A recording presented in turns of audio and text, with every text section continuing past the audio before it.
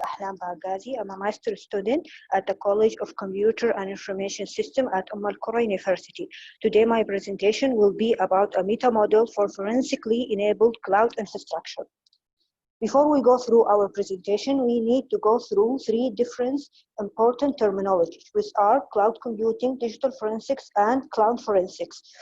Cloud computing means the delivery of on-demand computing services, whether they are application, storage capacity, or process power via the internet and on a pay-as-you-go basis. So the customer doesn't have to own the whole computing infrastructure. Instead, they can rent access to any service available by the cloud service provider. Digital forensics is considered to be a branch of forensics science that focuses in the recovery and the investigation of the possible digital evidence found in different digital devices. So cloud forensics could be a cross field between digital forensics and cloud computing that focus in performing the forensics investigation in the cloud environment, whether this investigation could be live or statistic. And it's considered to be a subset of network forensics. So where's the problem? Although there are many frameworks, tools, technologies has been proposed in the last few years regarding cloud forensics, there is no formal standard procedure or structure focusing on solving cloud forensics problems. Cloud forensics complexity also make it hard for solving domain-related problems. As more people use the cloud services, the rise of the cloud cybercrime increase. Therefore, the need for more advanced forensically enabled cloud system is essential. So why adopting cloud forensics readiness? Before we go through cloud forensics readiness, we need to mention there is two main approach for cloud forensics, which are proactive, reactive. Proactive act as a pre-incident approach, which means the forensics investigation happens before the cybercrime occurs, while the reactive is considered to be postmodern.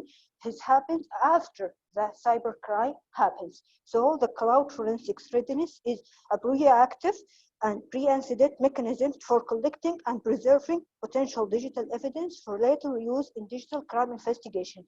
Cloud infrastructure for cloud architecture with forensics readiness capabilities must be beneficial for an organization because it will reduce the cost of digital forensics investigation and increase the use for potential digital evidence. Okay, because before we قبل ما نتكلم عن الميتا modeling and why we use a meta modeling approach, we need to define what is a meta model. A meta model من العنوان meta is معناها about. ومعناها هو a model that describes model. It also refers as a model language. It's a model-driven approach that used to help cloud designers design models with a specific domain and certain requirements. A modeling language طبعا ممكن تكون textual or graphical. Each modeling language has three main components: abstract, concrete, and semantic. The abstract will represent a concrete syntax, and the semantic will define both the abstract and the concrete syntax. Why using meta model? Using meta model will increase the level of abstraction. And abstraction means simplicity. معناها إنه إحنا كل ما يعني if we increase the level of abstraction, we will increase the simplicity and therefore minimize the domain complexity. Meta modeling also help us increase the productivity, which also help us create more idea and structure and therefore solving more problems. Meta modeling also help us capture and reuse domain knowledge, which in our case is cloud forensics domain, which help us create more formal procedure, standards, and rules. So we will be able to conduct 7 main capabilities for forensically enabled cloud architecture, which are forensically reliable log management, data ownership authentication, time-stamping, secure evidence provenance, event reconstruction, digital evidence availability, and forensics reporting. Each of these capabilities must be available in a cloud architecture to be forensically enabled. Cloud forensics constraints also have been mentioned. The reason we mentioned these constraints and this requirement because we want our modeling language to be more focused, precise, and minimal, because each component extracted from the models will be categorized and grouped under these requirements or these categories. So we need to know the difference between cloud infrastructure and architecture. The cloud infrastructure is all the hardware, software components that need to deliver cloud computing services, while the cloud architecture is all these components as well the relation between them. So various models has been conducted through our research. Each model have one or more forensically enabled components. These components will be extracted and represented as a concept within our modeling language. This concept will be connected with each other to present a conceptual model for forensically enabled cloud architecture that could be further used by cloud designer and cloud engineer for developing more models. That's it. Thank you. Thank you for your presentations. And we have now some questions in a Q&A part. If you have any questions now, please write it in the QA parts and let me know. Let's see what is one of the questions is from Sharif Ismail to could you please let me know how you annotate or label the license plate, I mean manually or how?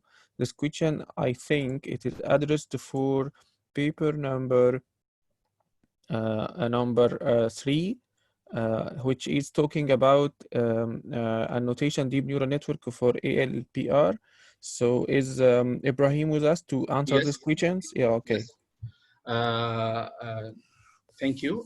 First, Sharif, due to the leak of images, I have collected some of images through the internet. After that, I use an open source tool. It's called Label Image. After you collect the needed data and open the tool and create a new path, then read all images in your path.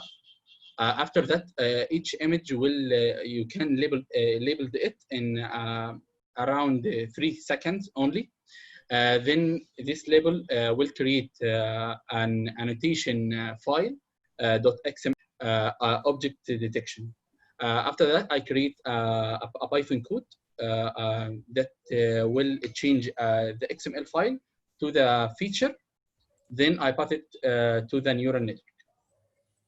Okay, he had a specific questions. What is the name of the tool you have been used? Can you have tell the name? The tool, it's called Label Map, and it generated manually when you set the object that you want to be detected, and automatic by XML files.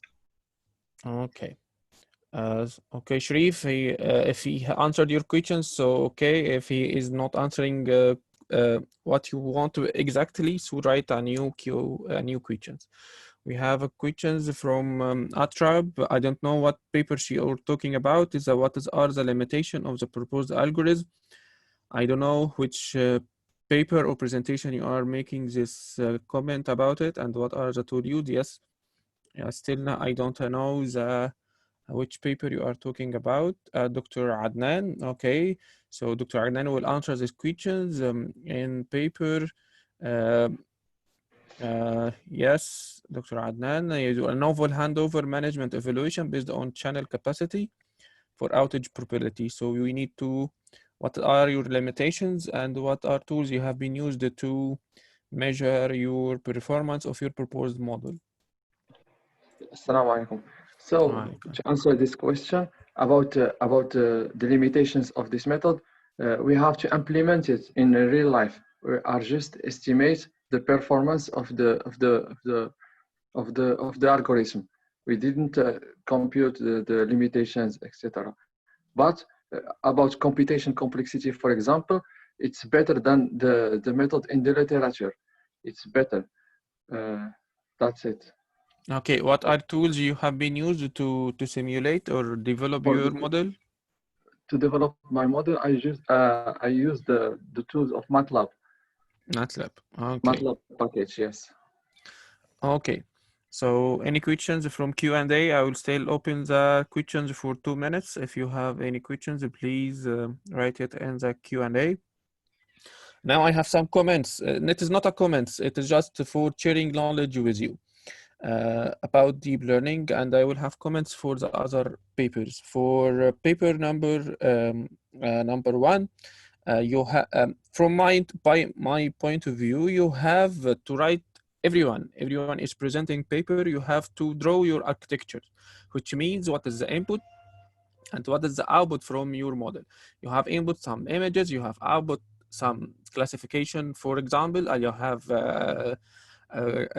detections, you have rounding box by using YOLO, whatever you have to illustrate your model. Your model have been illustrated using a simple architectures draws, which sees the input and sees the output, and the architecture of neural. If you have using a neural, you have to draw the architecture of neural networks or deep neural networks or convolution neural networks, whatever, any and LST networks. You have to draw a full architecture of your work.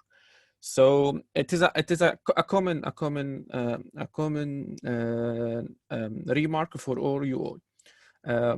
Next, we have another comments about if you are talking about deep learning, you have to state what is the data set, what is the data set, and what is the merits of it, and if it has weakness, and you have to use a benchmark dataset. If there is no benchmark dataset, okay, you have to build your own. But always, if you try to build a new model, you have to use a benchmark dataset. What is meaning of benchmark dataset? Benchmark dataset, it exists over internet for any problem you have. It is about finding that a dataset have been used by other researchers to compare your work with. If in the archive explorer for papers, you have paper every minute.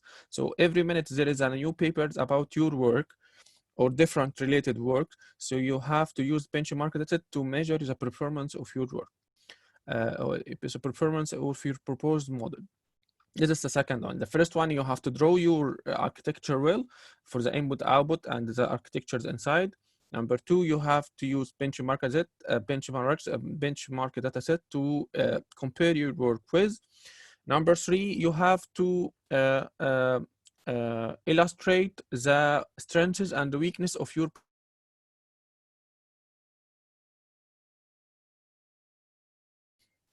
have some weaknesses or have demerits. You have to it is a trade-off. You have to make something good, you have to lose some merits. So it is a trade-off between what you have accomplished and you have to lose. So it is a general note. You have to say what is your advantages and disadvantage of your work. And lastly, about the training and the testing methodology, you have to mention it clearly in the deep learning. What is the splitting strategy? What is the percentage you have been used in training? 80%, 70%, or 30% for testing.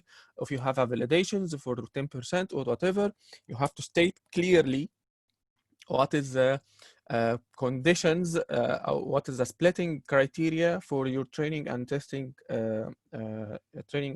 strategy.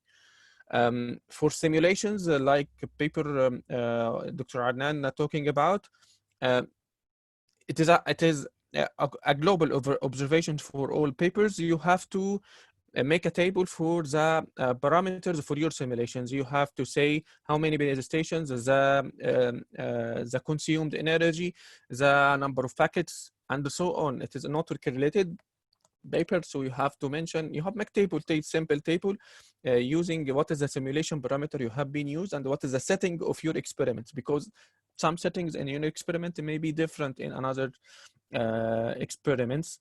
Again, you have to use benchmark. That's it. As much as you know, you have to use it. You have to state the training and testing strategy, the performance metrics. It is not only about the accuracy. Maybe some testing accuracy may be deceiving. You may use another performance accuracy, such as record precisions and F1 score and so on. This is performance metrics can support your work. You have to draw your architectures as the input and output and the process in between, and so on, to make the students to make your research is more readable and to convince the readers or reviewer about your work, that you have used benchmark dataset, you have draw your model, you have advantages, you have disadvantages. I compare my work with another related work. I have the simulation scenarios and the setup. I have used testing accuracy and the performance measuring to make a complete research paper. So we are now closing the sessions, and I'd like to remind you that we will start a closing conference sessions at 6:30 in the Egypt time, and 7:30 at KSA time. So you are welcome to join us in the closing sessions of the conference. And I would like to thank all the presenters today for presenting their work in timely mannered way.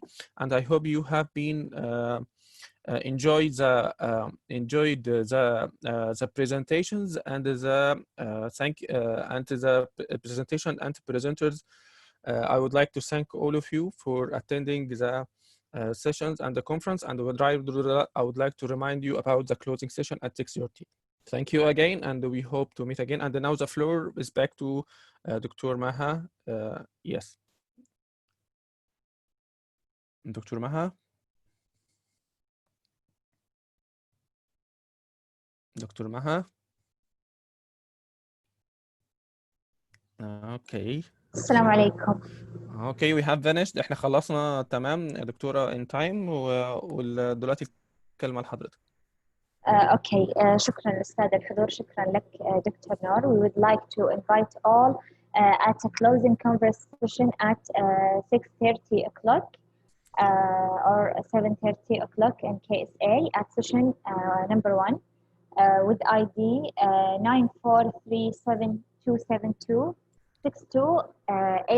94372726280. Thank you so much. Thank you all, and goodbye, and see you soon.